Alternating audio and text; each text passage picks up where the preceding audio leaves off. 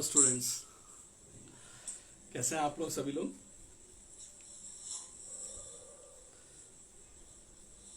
Hope आप लोग इस मौसम का मज़ा ले रहे होंगे। काफ़ी अच्छा वेदर हुआ हुआ है।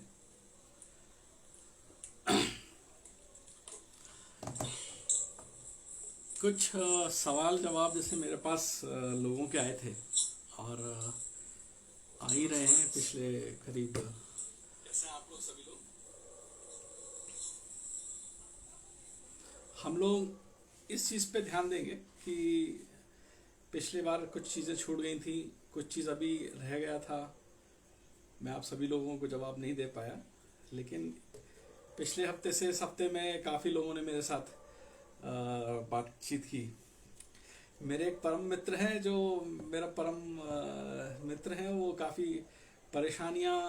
गुड इवनिंग विकास, वेरी गुड इवनिंग, कैसे हैं आप। आपका क्वेश्चन लास्ट टाइम छूट गया। तो Niranjan Singh, thank you for watching me live. Shamim Ansari ji, thank you for coming live, watching me live, thank you thank you very. Ashok Singh, आपको भी thank you. Ritesh Bindaas, thank you for sharing your, thank you Ritesh. पिछले बार मेरे कुछ मित्र थे जो मुझसे सवाल पूछ रहे थे। थैंक यू वसीम भाई। Vikas Yadav, once again thank you sir, thank you. मैं अपना कार्यक्रम स्टार्ट करता हूं और मैं आपसे आप सभी बोलता हूं कि आप लोग जो भी क्वेश्चंस पूछे हैं उसका मैं जवाब एक एक करके देना स्टार्ट करता हूं। पिछले बार मेरे एक मित्र हैं, वो एक प्ले स्कूल चला रहे हैं। प्ले स्कूल में उनको बड़ी दिक्कत हो रही है। प्ले स्कूल उनसे बच्चे नहीं आ रहे हैं पिछले कई दिनों से। बच्चे लोग तो खासतौर से इसमें एजुकेशन का प्ले स्कूल ग्रुप बहुत ज़्यादा मार खाया हुआ है। और इसमें सबसे ज़्यादा दिक्कत प्ले स्कूल्स वालों को हो रही है। किंडर गार्डन जो बच्चों को, छोटे स्कूल के बच्चे हैं, उनको दिक्कत हो रही है। देखिए, ये अभी बना रहेगा। मैं जितने भी प्ले स्कूल चला रहे हैं उनको मैं ये बोलना चाहूँगा कि ये अभी बना रहेगा और आने वाले सालों में भी बना रहेगा। हमको कुछ अलग सोचना होगा और अलग तरीके से इसको इम्प्लीमेंट करना होगा। ये education, thank you Bablu, thank you Savita, thank you Abhishek Sahu. आप लोग में सभी लोग लाइव आए हैं और मेरे को देख रहे हैं, मैं उसके लिए धन्यवाद कहता हूं। और आपके क्वेश्चंस मुझे मिलते हैं, काफ़ी ग्रीटिंग्स मिलती हैं मुझे, उसके लिए धन्यवाद वंस अगेन। तो प्ले स्कूल के बारे में मैं बात कर रहा था। जितने भी प्ले स्कूल्स के लोग चला रहे हैं, फ्रेंचाइजी लिए हुए हैं और उसमें आगे बढ़ रहे हैं, प्ले स्कूल खोले हुए हैं। प्ले स्कूल तो बच्चों से, बहुत छोटे बच्चों से रिलेटेड होता है और यहाँ पे छोटे बच्चे ही आते हैं, और इसलिए बच्चों की सुरक्षा देखते हुए तो हमको नहीं लगता कि अभी ये कितने और एक आध साल तक, तो मतलब अभी जब तक पूरा तरीके से कोरोना नहीं हो जाता तो ये चीज़ें ऑर्डर में नहीं आएंगी। उस तरह से एक्सपेक्ट ना करें कि प्ले स्कूल बच्चे आते थे और हमारे यहाँ पे स्कूल में पढ़ें और उनको व्यस्त तरह से करें। हाँ, इस पे कुछ टिप्स हो सकती हैं। इस पर आप किस तरह से जा सकते हैं। प्ले स्कूल वाले जितने भी लोग हैं, इन लोगों को तो ऑनलाइन इंटरेक्शन बढ़ाना ही पड़ेगा। ऑनलाइन स्कूल्स का, क्लासेस का कॉन्सेप्ट लाना ही पड़ेगा और ऑनलाइन ही सारी टीचिंग और मेथोडोलॉजी अपनानी पड़ेगी। इसके लिए उनको सबसे अच्छा एक MIS अपने सिस्टम में लाना चाहिए। पहली बात, एक ERP इंस्टॉल करें, एक ऑटोमेटेड सारी चीज़ें जो इंटरनेट के माध्यम से उनकी क्लासेस, रूटीन, शेड्यूल्स उनके डिसाइड करें। स्टूडेंट्स जो छोटे छोटे बच्चे हैं, बच्चे इतने समझ नहीं होते हैं कि, थैंक यू अविनाश, बच्चे इतने छोटी उम्र में बच्चे तो समझ नहीं है, तो उनके पेरेंट्स तक कनेक्ट होने की कोशिश करें। खाली बच्चे के लिए, क्योंकि बच्चों को सहारा, उनके छोटे छोटे बच्चे हैं, 7 साल, 8 साल, 5 साल, इनके लिए इनके बच्चों के माँ बाप तक कनेक्ट होना पड़ेगा आपको। आप जब भी आपने उनका एडमिशन्स लिया होगा या एडमिशन्स लेने जा रहे हैं, तो माँ बाप का ज़रूर नंबर्स पे कांटेक्ट करें छोटे छोटे बच्चों के, और उनको कोशिश करें कि आप उनके द्वारा ही सारी चीज़ें, एक्टिविटीज़ उनको सर्कुलेट की जाए। उनकी मम्मी को या उनके पापा के पास तक, अगर पापा फ्री रहते हैं, मम्मी फ्री रहती हैं, दोनों पेरेंट्स को टाइमली अलर्ट जाए, डेली असाइनमेंट्स जाएं, डेली उनके लेसन्स जाएं बच्चों के, कि वो क्या पढ़ा रहे हैं, कैसे पढ़ा रहे हैं, है ना। एक्टिविटीज़ अपने टीचर्स को, जो स्कूल्स की टीचर्स हैं, उन लोगों को एक्टिविटीज़ दी जाए कि वो डेली लेसन्स कनेक्ट करें बच्चों के, वीकली सीरीज अब कुछ भी एक टेस्ट ऑर्गेनाइज करें और पेरेंट्स तक उनके साथ कनेक्ट करने की कोशिश करें। दूसरा माध्यम हो सकता है कि हम लोग आपको एक, जैसे मैंने बताया, एक इंफ्रास्ट्रक्चर तो डालना ही पड़ेगा बेसिक। आजकल मार्केट में बहुत सारे अच्छे अच्छे इंफ्रास्ट्रक्चर्स आईटी कंपनीज आ गई हैं जो बच्चों के सारी चीज़ें ऑटोमेटेड दे रही हैं। उस पर बच्चों के डाटा को मेंटेन करें, अपने जो भी क्लासेस की शेड्यूल्स हैं उसको ऑर्गेनाइज करवाएं और उनके टेस्ट वगैरह कंडक्ट करते हुए आपको ही मेंटेन करना ही पड़ेगा। दूसरी, और जो इसके आगे ये रूटीन सभी लोग कर रहे हैं, एमआईएस सभी लोग मेंटेन कर रहे हैं, सभी लोग ऑनलाइन उसकी पढ़ाई मेंटेन कर रहे हैं, बच्चों की सब कुछ हो रहा है। इसके अलावा आपको उनके पेरेंट्स को कनेक्ट करने के लिए आपको कुछ वीकली या मंथली, जितने भी लोग प्ले स्कूल चला रहे हैं वो लोगों को एक वीकली और मंथली ऑनलाइन एक्टिविटीज में पेरेंट्स को इन्वॉल्व करें। बच्चों की ऑनलाइन वीकली एक कोई इवेंट्स एक्टिविटीज ऑर्गेनाइज करें और पेरेंट्स के लिए अलग करें। इससे क्या होगा कि पेरेंट्स की एंगेजमेंट्स होंगी, पेरेंट्स की जैसी एंगेजमेंट्स होंगी तो डेफिनेटली उनके बच्चों के साथ एंगेजमेंट्स होना स्टार्ट हो जाएंगी आपके, क्योंकि आपके छोटे बच्चों का डिसीजन मेकर्स कौन है? उनके पेरेंट्स हैं। अभी आप ये तो नहीं कर सकते कि भैया पूरा लॉकडाउन है तो मतलब हम लोग बंद कर दें, ऐसा तो सवाल ही नहीं उठता है। तो आपको पेरेंट्स साइड्स पे कुछ एक्टिविटीज को इन्वॉल्व करिए, उनके साथ कुछ इंटरेक्शंस के लिए उनके लिए कुछ छोटे छोटे इवेंट्स बनाइए। मैं देखता हूँ कि बहुत सारे अभी स्कूल्स वगैरह हैं छोटे छोटे, वो लोग पेरेंट्स के मोहल्ला ग्रुप के मोहल्ले में जाकर, जहाँ पे छोटे बच्चे हो सकते हैं, उनके पेरेंट्स हो सकते हैं। Thank you Ashish Chandra, thank you Sushant ji, thank you Avinash for connecting me live, है ना। इन लोगों को आप दे सकते हैं कि उनके पास उनके मोहल्ला इवेंट टाइप का कुछ ऑर्गेनाइज करवाइए, वो डाटा कलेक्ट करिए कहीं पे, और उस पर्टिकुलर एक मोहल्ले का इवेंट्स को, एक्टिविटीज को आप कंसोलिडेट करें। उस डाटा से आप क्या कर सकते हैं, उन बच्चों के, वहां पे जो छोटे छोटे बच्चे हैं उनको आप पेरेंट्स को फिर फाइनली कंक्लूड कर सकते हैं कि आप अपने बच्चों को भेजें। ऑनलाइन ही इवेंट एक्टिविटीज ही हो सकती हैं जिसमें आप बच्चे को बरकरार कर सकते हैं, उनके पेरेंट्स को इंटरेक्टिव बना सकते हैं, उनके माइंड को क्रिएटिव करा सकते हैं और फिर फाइनली वो आपका एक रूटीन बना देगी। ब्रांडिंग बनाने के लिए सब्जेक्ट्स खाली आप 24 घंटा हर समय, हम लोग बच्चों को तो पढ़ाई नहीं करा सकते हैं ऑनलाइन, छोटे छोटे बच्चे हैं, वो छोटे क्लासेस में हैं, तो आप तो रूटीन में अपने टीचर्स को सेट किए हैं, लेसन्स दिए हुए हैं, वो अपने एग्जाम्स करवा रहे हैं या अपने क्लासेस करवा रही हैं, लेकिन आप उनको एक पार्ट हफ्ते में ज़्यादा से ज़्यादा एक्टिविटीज तीन जैसे अगर 7 दिन क्लास है, 6 दिन क्लास है, तो 6 दिन में आप 3 दिन आप उनको कुछ इवेंट एक्टिविटीज में इन्वॉल्व करवाइए, है ना। कभी छोटे कुछ डांसिंग कॉम्पिटिशन हो जाए या सिंगिंग कॉम्पिटिशन हो जाए या कुछ पोएम बोलने के लिए, रिसाइट बोलने के लिए आप सोच लीजिए, या फिर त्यौहार आते हैं उस पर कुछ वो लोग वीडियोस बना के आपको असाइनमेंट में वो भेजें बच्चों के द्वारा। मम्मी पापा से बोलें कि वो अपने असाइनमेंट प्रैक्टिकल्स को मतलब वीडियो रिकॉर्ड कर दें बच्चों के और फिर वो भेज दें। तो इस तरह से क्या होगा कि चीज़ें आपकी बनी रहेंगी, आपका इंटरेक्शन बना रहेगा, बच्चों का भी 24 छोटे छोटे बच्चे हैं तो उनको भी कुछ एंगेजमेंट एक्टिविटीज़ बनी रहेंगी और वो आपके साथ रहेंगे। और इसके अलावा तो मुझे नहीं लगता कि कुछ विशेष आपको और कुछ करना पड़ेगा। मेरे ख्याल से यही एक तरीका है। और बहुत सारे ऑनलाइन हमारे यूनिवर्सिटी द्वारा एक एडू एडवांटेज करके बहुत अच्छा एक ऑनलाइन बच्चों के लिए जो टोटलर्स टाइप में होते हैं, छोटे प्ले स्कूल्स के होते हैं, उन बच्चों के लिए स्पेशली एक एनिमेटेड प्रोग्राम है, मतलब कार्टून के फॉर्म में है, सारा एनिमेशंस चैप्टर्स हैं, उसकी पजल्स हैं, उसके लर्निंग्स हैं, पोएम्स हैं, उसको प्रैक्टिस दे रखा है, फ्री में एक एमआईएस मिलता है।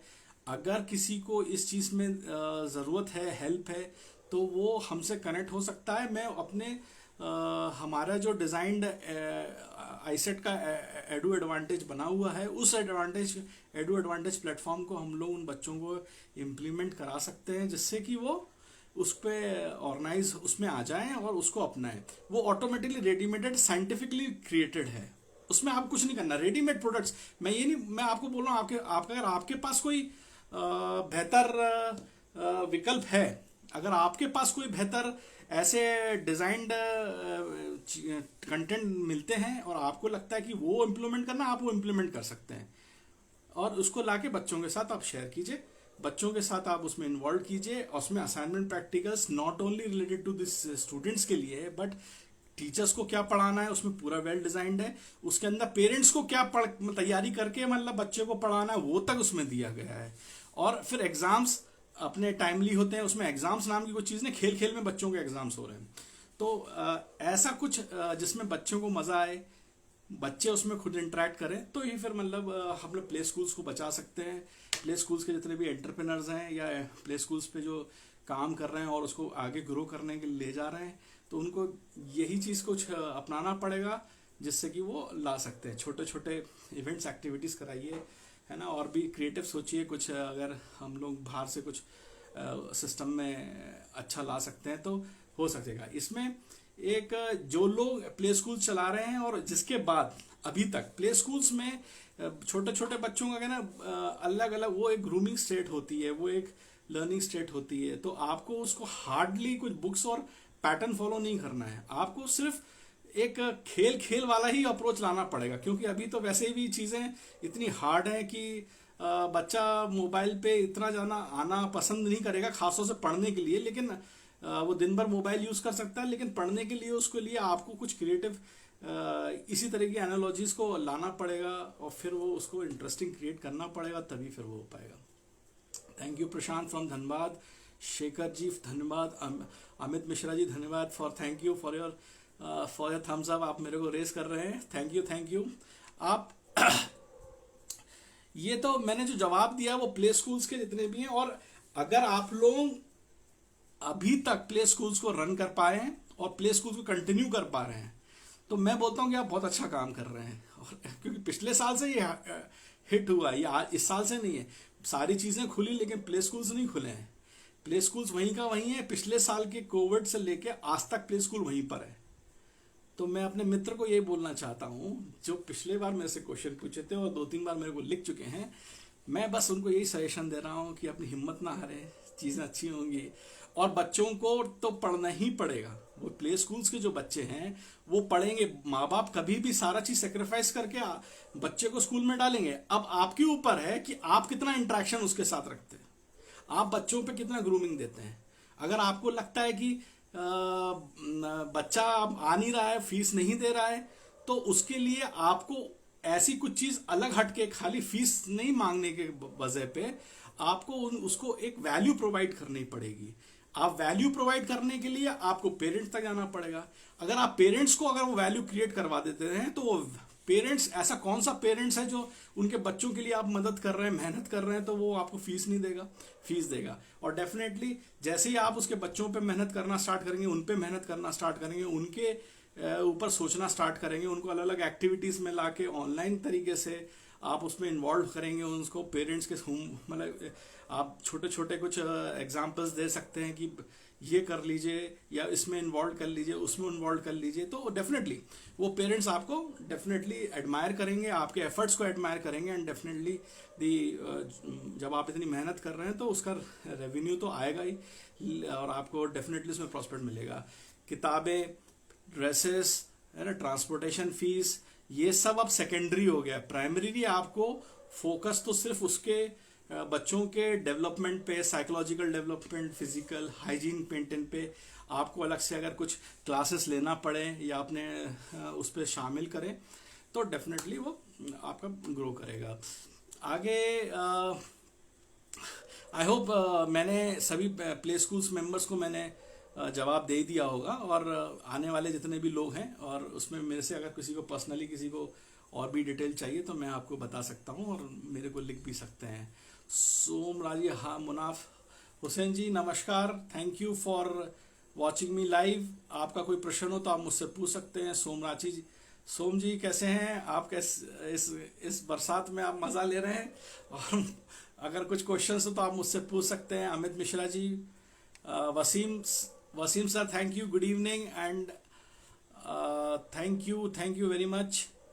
Ashok Singh ji, thank you. विकास, मैं तुम्हारा क्वेश्चन अब लेता हूं।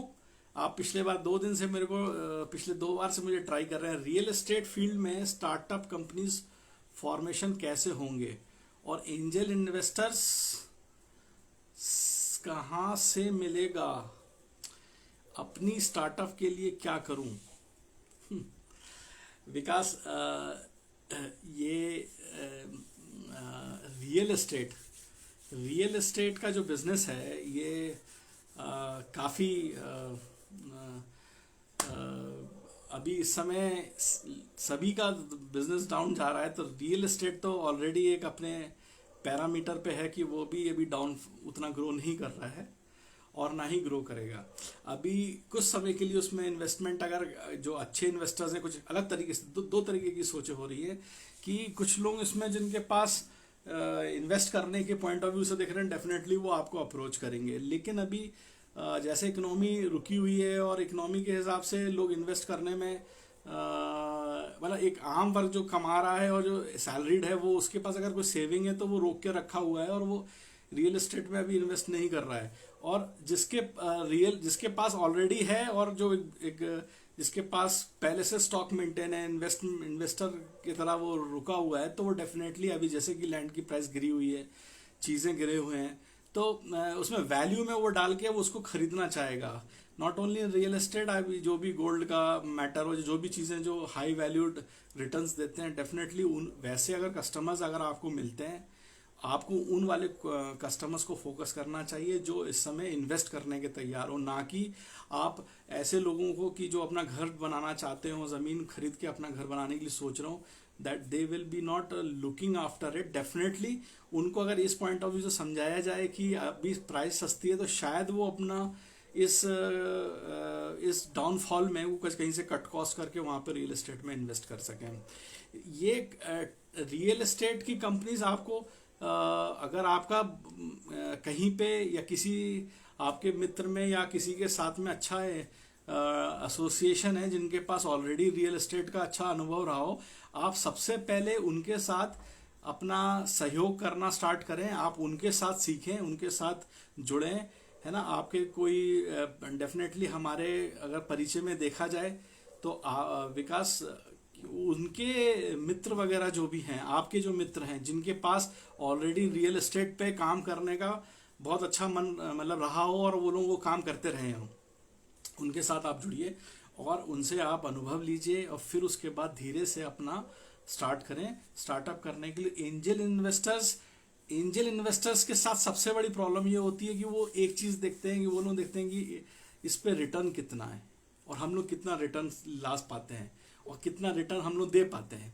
तो इन्वेस्टर बेसिकली उसको कोई मतलब नहीं है कि आप इसमें कब मतलब इसमें कोई मतलब नहीं है कि आपका बिजनेस मॉडल क्या है। उसका पहला सबसे बड़ा जो वो देखता है कि आप उसका वो पैसा लौटा पाएंगे कि नहीं, सबसे पहला डूबेगा तो नहीं।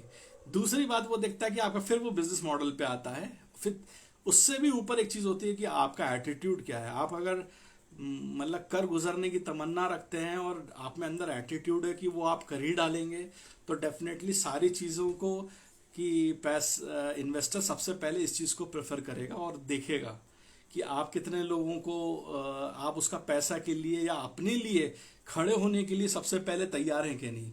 आप अपनी कंपनी, पैसा तो कोई भी लगा देगा, लेकिन उसको डर होता है कि उसका पैसा डूब ना जाए इन्वेस्टर्स का। तो डेफिनेटली अगर पैसा डूबने के चांसेस है तो कोई इन्वेस्ट नहीं करेगा। हाँ, ऐसे आदमी पे कभी इन्वेस्ट नहीं करेगा कि जो खुद में मतलब उसके अंदर एक उसकी पर्सनालिटी में या उसके एक्शन में ये दिखना चाहिए, झलकना चाहिए कि ये कैसे भी करके अपने लिए तो करेगा। तो फिर आदमी उस पे पैसा लगाता है कि जिसपे वो पैसा मतलब वो अपने लिए करेगा तो डेफिनेटली उसके रिटर्न्स लेंगे। कभी भी लंगड़े घोड़े पे दांव नहीं लगाया जाता है विकास। दांव उसी पे लगाया जाता है जो लंबी रेस का घोड़ा होता है, या उसको लगता है ये लंबी रेस का घोड़ा है, ये दौड़ पाएगा, ये सारे रग्बी रेस में सबसे फर्स्ट होगा।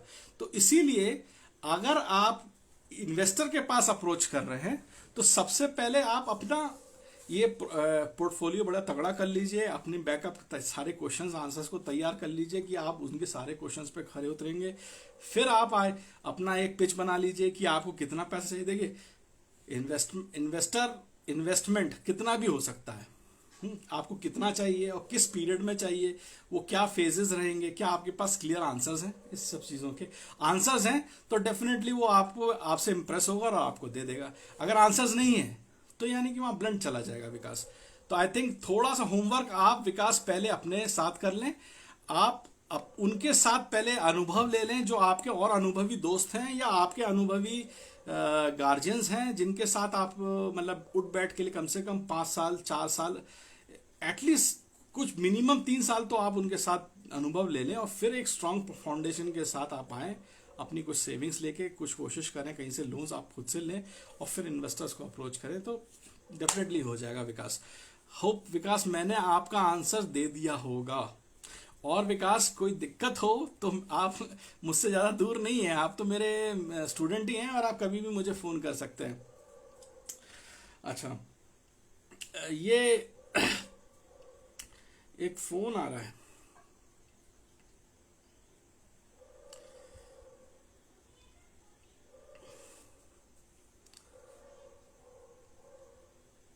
Very good.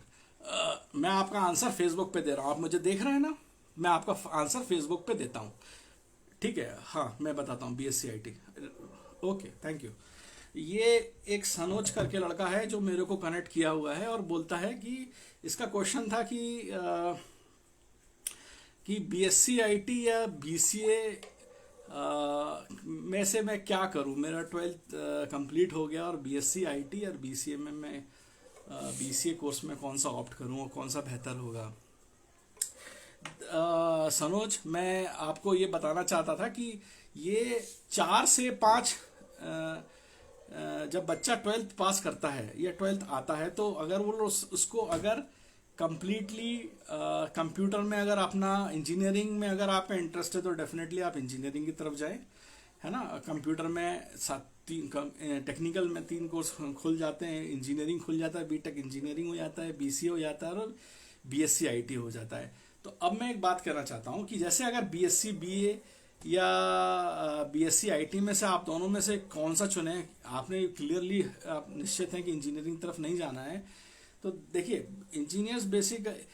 इंजीनियर्स क्या होता है, इंजीनियर क्या बेसिकली वो आर्किटेक्चर भी होता है, वो एक तरीके से डिज़ाइनर भी होता है और पूरा फ्रेमिंग को डिलीवर भी करता है किसी भी फील्ड में, है ना। अगर इसको एक आम भाषा में समझें सनोज कि BCA bachelor in computer application है, BSc IT एक सिंपल एक BSc IT है ना। तो जो भी फ्रेमवर्क हो रहा होगा, डिजाइनिंग होगा, तो वो बेसिक आर्किटेक्चर का डाउन फ्लो होगा, तो वो सारा कोर्स कंटेंट है ना BTech वाले कंप्यूटर साइंस में जाता है पूरा। उसको फुल प्लेटफॉर्म हार्डवेयर सॉफ्टवेयर से लेके आर्किटेक्चर डिजाइनिंग और फ्लोज को अगर पता करना होगा तो उसको डेफिनेटली इंजीनियरिंग करना चाहिए। लेकिन सारा काम तो आप BTech वाला नहीं कर सकता, क्योंकि आर्किटेक्चर के बाद फिर उसको एक हेल्पर चाहिए होते हैं या उसको एग्जीक्यूट करने वाले लोग चाहिए होते हैं। तो जब वो आर्किटेक्चर हो जाता है, डिज़ाइनिंग कंफर्म हो जाती है किसी भी सिस्टम सॉफ्टवेयर का या सिस्टम एप्लीकेशंस का, तो फिर उसको हेल्प करने के लिए एक थोड़ा सा BTech के थिंकिंग आर्किटेक्चर के नॉलेज इसको हल्का फुल्का हो, लेकिन वो इम्प्लीमेंटेशन में स्ट्रांग हो। वो उसको डिजाइनिंग उसको दी गई है या इम्प्लीमेंटेशन जो दी है उसमें अगर स्ट्रांग हो, तो वहां पर BCA वालों की जरूरत पड़ती है, बैचलर इन कंप्यूटर एप्लीकेशंस। तो बैचलर इन कंप्यूटर एप्लीकेशंस वालों को आप उस समय अगर आपको उसमें इंटरेस्ट है तो आप BCA ले सकते हैं। और अगर आप जैसे BSc IT वाले में क्या होता है ना कि फिर BSc BCA और BSc IT वाला जो स्टूडेंट होता है, ये BSc IT वाला एक BCA से भी नीचे होता है, क्योंकि बेसिकली फिर वो इम्प्लीमेंटेशन से भी नीचे हो जाता है। यानी कि आप फिर उसको बिल्कुल जो ज़मीनी स्तर पे है वहाँ पर उस पर आप काम कर रहे होते हैं, आप उसको बिल्कुल मतलब उसको फिटिंग में जाते हैं, आप पूरा उसको मतलब इम्प्लीमेंट कर रहे होते हैं, आप उसको आर्किटेक्चर डिज़ाइनिंग का जो पार्ट है उसको आप एक एक करके हेल्प करते हैं, वहाँ पर BSc IT की वर्कफोर्स लगती है। तो अगर इसका देखा जाए तो पूरा एक आर्किटेक्चर है, एक पूरा एक लेयर है, उसमें हम लोग टॉप पे अगर देखें तो डेफिनेटली आर्किटेक्चर का फ्रेमवर्क होता है। जैसे कि एक घर बनता है तो घर बनाने के लिए पहले एक नक्शा होता है, नक्शा डिज़ाइन किया जाता है ना, उसमें नींव डाली जाती है, उसके पिलर्स डाले जाते हैं, उसकी फिर फ्लोरिंग होती है ना, तो टेरेस बनाया जाता है। तो वो काम आर्किटेक्चर डिजाइनिंग वाला पूरा एक इंजीनियर प्लेटफॉर्म से होता है। फिर उसके बाद वो जो इम्प्लीमेंट है वो इंजीनियर के देख रेख में एक कॉन्ट्रैक्टर को दे दिया था। तो वो कॉन्ट्रैक्टर वाला काम वो क्या करता है, वो पूरा डिजाइनिंग का जो दिया गया है इंजीनियरिंग के द्वारा, इंजीनियर्स के द्वारा, और इंजीनियर के साथ खड़े होके वो पर्टिकुलर उसकी दीवारों को कंप्लीट कर रहा होता है, उसके दरवाजों को देख रहा होता है। इस तरह से बीसीए वाला भी कंप्यूटर्स में उस एप्लीकेशन जो सॉफ्टवेयर डिजाइनिंग उसको वो उसके जो मॉड्यूल्स हैं उसको वो प्लग इन कर रहा होता है ना, उसको डिजाइन को जो फ्लो है, डाटा फ्लो जिस तरह से हो रहा है उसको वो देख रहा होता है और वो कर रहा होता है। लेकिन कॉन्ट्रैक्टर अकेले नहीं कर रहा होता है, मकान बनाने में कॉन्ट्रैक्टर अकेले नहीं कर रहा होता है, वो कर रहा होता है किसी के इंजीनियर के द्वारा कर रहा होता है। उसके उसके दिशा निर्देश के हिसाब से इम्प्लीमेंट हो रहे होते हैं। तो फिर उसके लिए उसके अब वो जब अगर वो बनाने जा रहा है, डाटा फ्लो बनाने जा रहा है, या मलिक मकान की बात कर रहा था मैं, तो उसमें अगर वो जा रहा है और दे रहा है तो उसके बाद उसको एक हेल्पर की जरूरत पड़ेगी, जहां पर वो उसकी एक एक दीवार, एक एक डिजाइनिंग पे वो फोकस कर पाएगा, तब फिर वो जाकर उसको हेल्प करेगा। तो वहां पर बीएससी की एक वर्कफोर्स चाहिए होगी, क्योंकि इट इज लाइक एक इंजीनियर के अंदर में 4-5 बीसीए वाले होते हैं, और बीसीए के वाले के अंदर 10, एक बीसीए वाले के अंदर 4-5 और बीएससी आईटी वाले होते हैं। तो डेफिनेटली अगर ग्रेडिंग देखा जाए तो सबसे ऊपर बीटेक वाला है, फिर उसके बाद आपका बीसीए वालों को थोड़ा सा वेटेज दे दिया था, बीएससी आईटी वालों को तो उसके बाद में डिग्री की, इस तरह से ये हायरार्की बनी हुई है। आपके अब ऊपर है सनोज, जो आपने मुझसे क्वेश्चन पूछा, अब आपके ऊपर है कि आप उसको किस तरह से देखते हैं। आपको बीसीए करना है या बीएससी आईटी करना है, इट्स योर चॉइस। मेरी तरफ से जो बताना था मैंने आपको क्लियरली बता दिया कि आप ये 3 कोर्सेज हैं। इस कोर्सेज में आपको जो आपको समझ में आता है, कि आपको लगता है कि नहीं बीटेक करके 4 साल वाला कोर्स करें या बीसीए या बीएससी आईटी करें, और आपका जैसे फीस का जिसमें इसमें जो भी है, आजकल तो फीस सभी जगह पे कम में ही भी हो जाता है, आजकल स्कॉलरशिप्स भी आती हैं स्टूडेंट्स को, तो उसको आप